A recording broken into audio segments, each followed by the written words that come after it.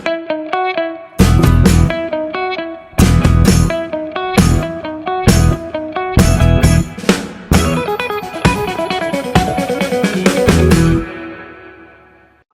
नमस्कार। आज आपके न्यूज़ का एपिसोड नंबर 803 है।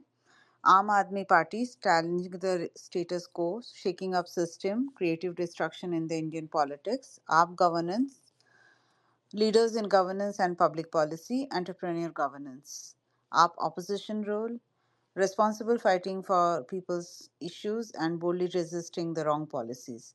न्यूज़ आपके हमारा ट्विटर हैंडल है। दिल्ली के न्यूज़ से शुरू करेंगे। जैसा कि हम लोगों ने कई बार डिस्कस किया है कि केजरीवाल जी ने किस तरह से इलेक्शन से 2-3 दिन पहले तक वार्न किया था दिल्ली की जनता को कि अगर बीजेपी सत्ता में आ गई तो स्कूल की फीस बढ़ जाएंगे। ये ध्यान में रखना कि अगर गलती से बीजेपी की सरकार आ गई तो आपकी झुग्गी बचने वाली नहीं है। सारी झुग्गियां ये 6 महीने में तोड़ देंगे। और अगर आप मेरे हाथ मजबूत करोगे, आम आदमी पार्टी की सरकार दोबारा बनेगी, फिर देखना खबरदार कोई आपकी झुग्गी को हाथ लगाए तो। केजरीवाल जी का एक पर्सनल केस था जो कि उनका पासपोर्ट 2018 में जब एक्सपायर हो गया था तब से लेकर अभी तक रिन्यू नहीं करने दे रहे थे क्योंकि ईडी को उस पर ऑब्जेक्शन था।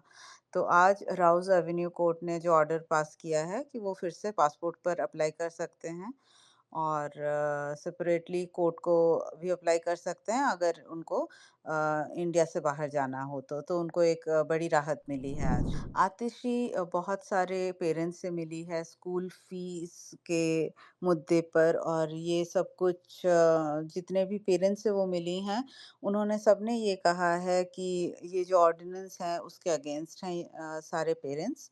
तो इन लोगों ने गुजारिश की है आतिशी जी से कि ये जो बिल है इस पर सजेशंस लिए जाएं और आम आदमी पार्टी ने गवर्नमेंट से गुजारिश की है कि एक स्पेशल सेशन जो होता है विधानसभा का उसको बुलाया जाए ताकि ये जो है बिल है जो पेरेंट्स ने जितने भी सजेशंस दिए हैं उसके साथ फिर से प्रेजेंट कर दिया जाए और एक सिलेक्शन कमेटी होगी और वो सारे लोगों से सजेशन ले और उसको इम्प्रूव करे और फिर उस बिल को इम्प्लीमेंट करे। तो ऐसा आतिशी ने ट्वीट भी किया है और उन्होंने इस मैटर पर असेंबली में कैसे उसको टेबल किया जाए।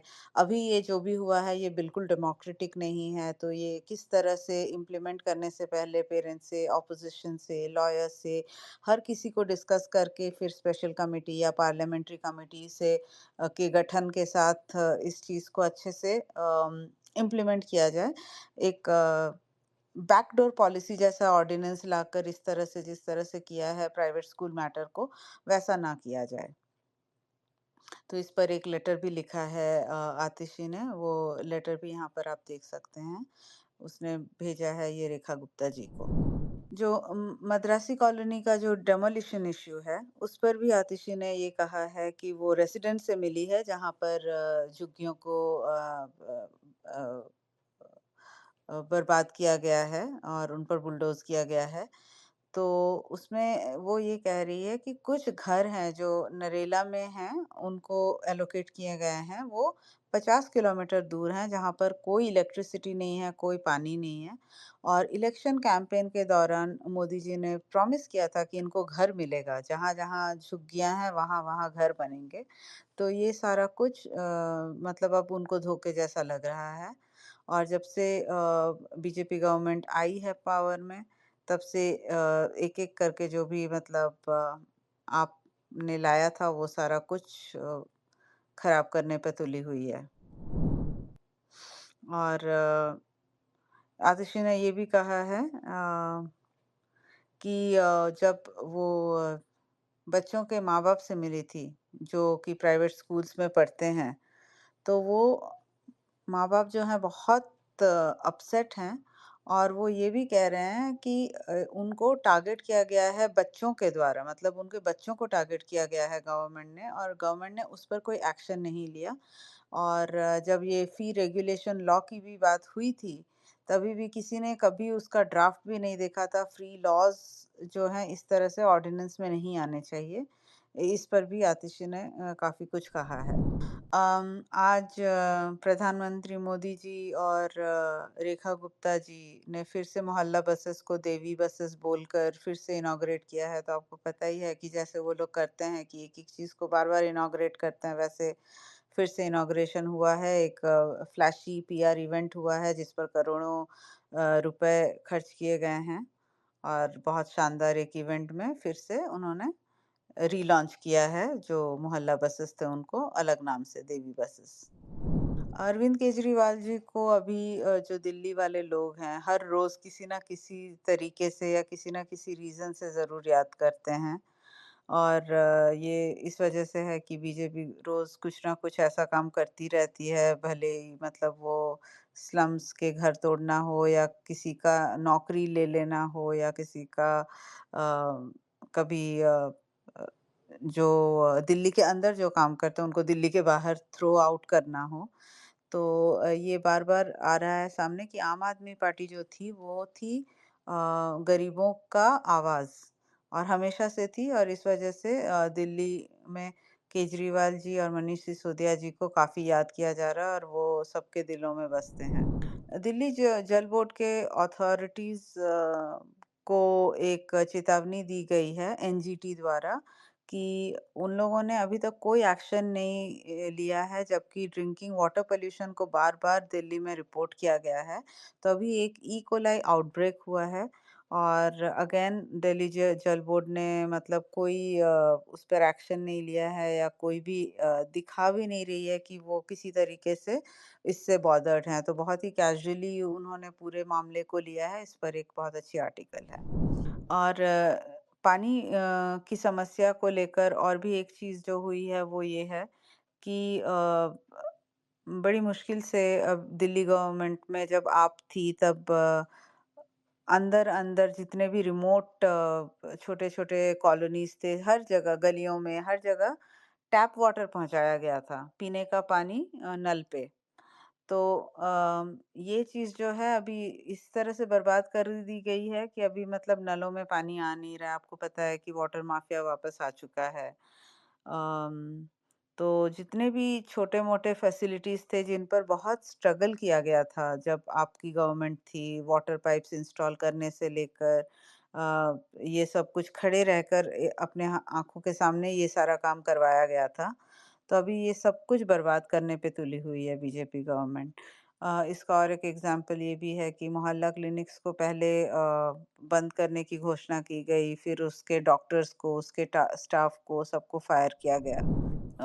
इस पर जैस्मिन शॉ जी का एक बहुत अच्छा पॉडकास्ट आया है जो कि मतलब उन्होंने ये डिस्कस किया है कि आप लीडर्स डिसीजंस कैसे लेते थे जब वो गवर्नेंस में थे, जब क्योंकि आप लीडर्स एजुकेटेड थे और उन्होंने जो भी काम किया उसमें बहुत ज़्यादा एम्पैथी इन्वॉल्व था क्योंकि उनको एक्सपीरियंस था सोशल सर्विस का।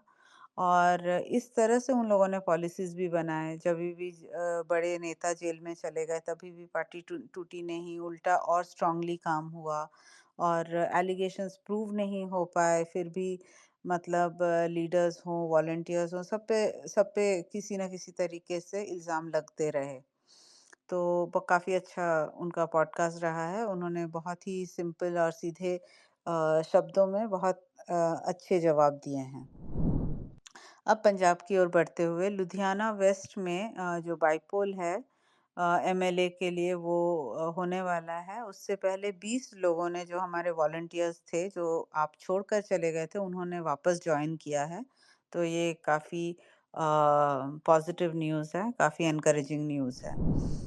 पंजाब में जो एंटी ड्रग ड्राइव चल रहा है युद्ध नशे विरुद्ध, उसमें आज तक के आंकड़े जो हैं मार्च 1 से शुरू हुआ है ये, तो आज तक के आंकड़े ये कहते हैं कि 15,500 से ज़्यादा स्मगलर्स अरेस्ट हो चुके हैं। 9,087 एफआईआर ऑलरेडी फाइल हो चुके हैं।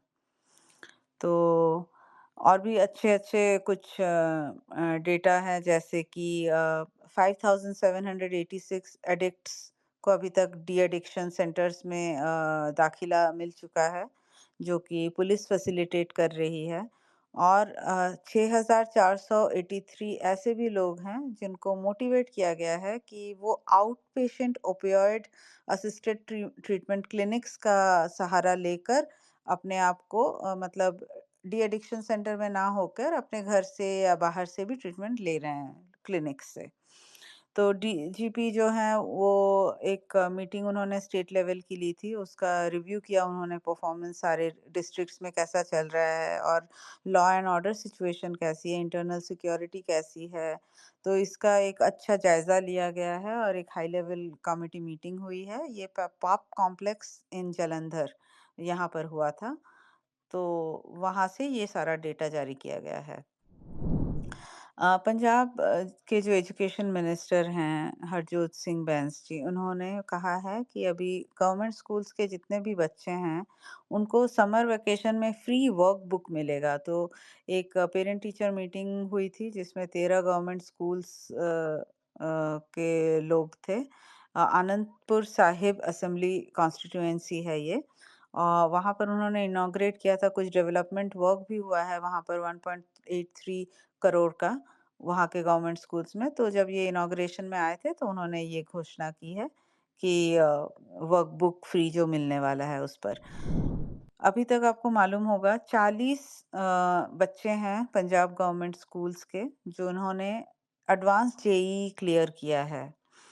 तो ये काफ़ी एनकरेजिंग न्यूज़ है पंजाब से। I think this is the first time जबकि इतने बड़े नंबर्स में पंजाब के गवर्नमेंट स्कूल के बच्चों ने जेईई एडवांस क्लियर किया है और जेईई में पार्टिसिपेट किया है। तो जेईई जो उनका प्रिलिमिनरी जो राउंड है उसके भी रिजल्ट्स काफ़ी एनकरेजिंग हैं। कैबिनेट ने पंजाब कैबिनेट ने 27 अर्बन सिटीज़ में अभी फ़िलहाल लैंड पूलिंग पॉलिसी को ओके कर दिया है।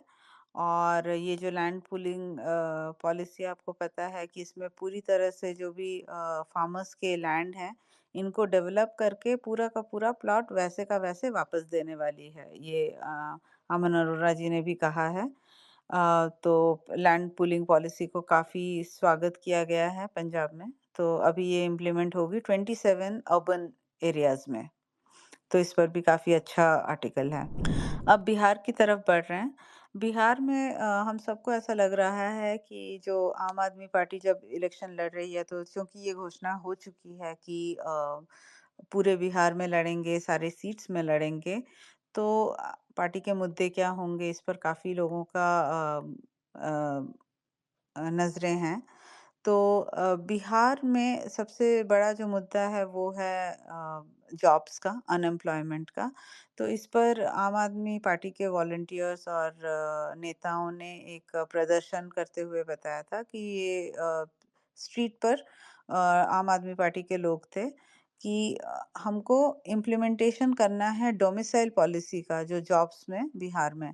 तो इससे क्या होगा कि बिहार में पहला प्रेफ़रेंस उन लोगों को रहेगा जिनको जो ऑलरेडी पहले से बिहार में हैं, ताकि इसमें क्या होगा कि बिहार के जो लोग हैं, उनको बाहर जाकर जॉब्स ढूँढने की ज़रूरत नहीं पड़ेगी। आप लोगों को पता है कि क्या होता है कि जब लोग बाहर जाते हैं अपने स्टेट से, फिर उन पर अलग-अलग तरह के अत्याचार होते हैं, वायलेंस होता है, कई बार उनको बाहर के स्टेट से निकाल दिया जाता है, ये कहकर कि तुम हमारे स्टेट्स के जॉब्स ले रहे हो करके।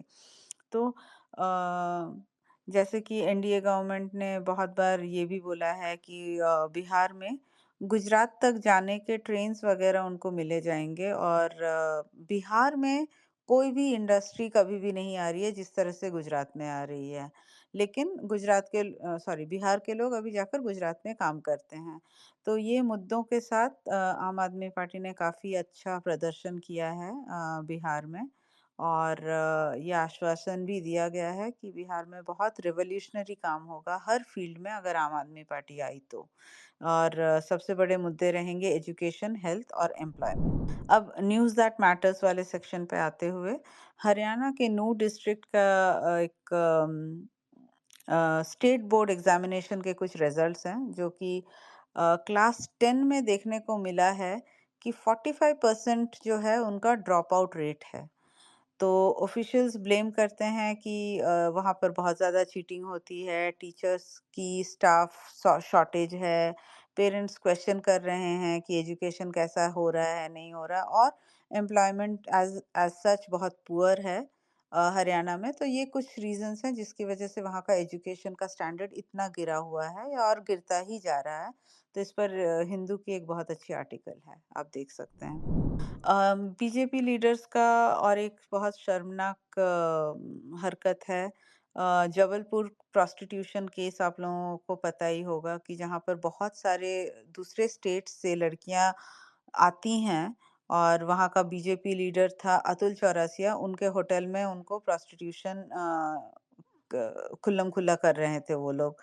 तो इस पर जो बीजेपी का स्टैंस है, which is it's very discouraging. अभी तक मुझे नहीं लगता है कि उन्होंने कोई भी एक्शन लिया है, या हमको ऐसा कुछ देखने को भी नहीं मिल रहा है। और ये अतुल चौरसिया जी शायद अभी तक फ़िलहाल इनका भी कोई स्टेटमेंट वग़ैरह नहीं आया, और बीजेपी एमपी का भी कोई स्टेटमेंट नहीं आया है कि एमपी में क्या चल रहा है, और इस पर कोई एक्शन भी नहीं देखने को मिल रहा है फ़िलहाल। मध्य प्रदेश, आपको पता है जैसे गुजरात को कहते हैं हम कि घोटालों का भंडार है, वैसे ही उसी रास्ते पे अभी मध्य प्रदेश भी चल पड़ा है। तो स्टेट के कुछ रिकॉर्ड्स हैं जहाँ पर 50,000 एम्प्लॉइज़ हैं स्टेट गवर्नमेंट के।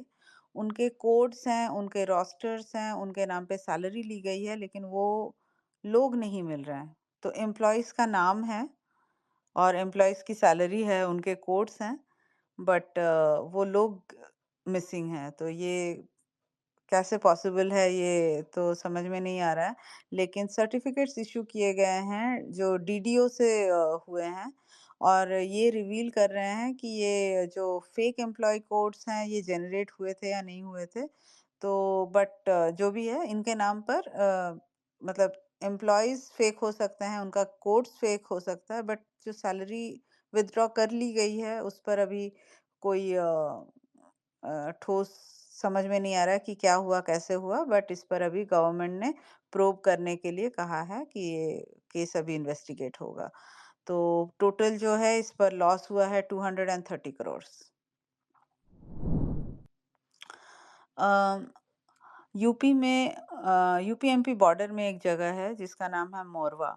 यहाँ पर मास डिमोलिशन का एक मुद्दा सामने आया है। लार्ज स्केल डिस्प्लेसमेंट के लिए यहाँ पर बहुत सारे बिल्डिंग्स को आइडेंटिफाई किया गया है, विच इज़ अबाउट 22,000 से ज़्यादा बिल्डिंग्स हैं, और इससे 30,000 से ज़्यादा फैमिलीज अफेक्टेड होंगे। ये जो बिल्डिंग्स हैं इनमें कॉलेजेस हैं, स्कूल्स हैं, हॉस्पिटल्स हैं, टेम्पल्स हैं, मॉस्क्स हैं, बहुत सारे दुकानें हैं। तो इन सबको डिमोलिश करने के लिए ऑलरेडी मार्क किया गया है, एंड इसका जो रिजल्ट होगा that would be a very large scale displacement, शायद अभी तक का सबसे बड़ा डिस्प्लेसमेंट होगा। तो ऑलरेडी ये मार्क कर दिया गया है, तो आगे देखते हैं क्या होगा।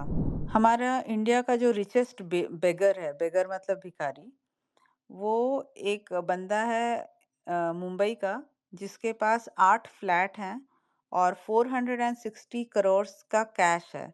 तो उसके यहाँ रेड हुई थी, तो पता चला वो दुनिया का सबसे अमीर भिखारी है, और आईआईएम कोलकाता से पास आउट है, बीई है, रैंक होल्डर था, और उसका मंथली इनकम बताते हैं 7 करोड़। नाम है उसका भरत जैन, और उसके पास एक आर्मी है बेगर्स की, विच इज़ 18,000 बेगर्स की उसकी आर्मी है, और वो सबसे 20% ऑफ 20% जो उनकी कमाई होती है वो कट ऑफ लेता है सबसे, और इसके एक्सचेंज में धारावी में एक अच्छा घर, 3 मील्स देता है जो भी उसके बेगिंग कस्टमर्स होते हैं, मतलब सुनने में बहुत अजीब है और ऑलमोस्ट अनबिलीवेबल है, लेकिन उसके पास 8 विलाज हैं मुंबई में, 8 अपार्टमेंट्स हैं जो कि वो रेंट पे देता है, 2 प्राइवेट इंडिपेंडेंट बंगलोज़ हैं अपने लिए, 4 बीवियाँ भी हैं, और एक होटल भी है। उसको आईटी डिपार्टमेंट ने पकड़ा था जब वो एक नया घर खरीद रहा था 22 करोड़ का। तो जब उसके यहाँ रेड पड़ी तो पता चला 460 करोड़ उसके पास कैश है, और इनफैक्ट वो काफ़ी इंटरनेशनल भी जा चुका है। उसने अभी मलेशिया और इंडोनेशिया में भी अपना फ्रैंचाइज़ी खोल दिया है भीख माँगने का। तो काफ़ी इंटरेस्टिंग टाइम्स में रह रहे हैं हम लोग। एक डिस्ट्रिक्ट ऑफिस है मध्य प्रदेश में।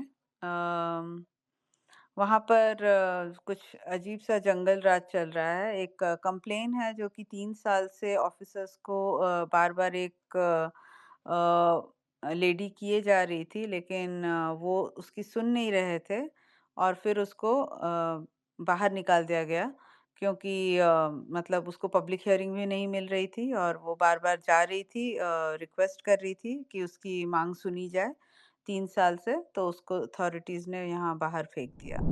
और इसके साथ ही आज का न्यूज़ यहीं पर समाप्त होता है। Thank you very much for listening to the news. Have a good day.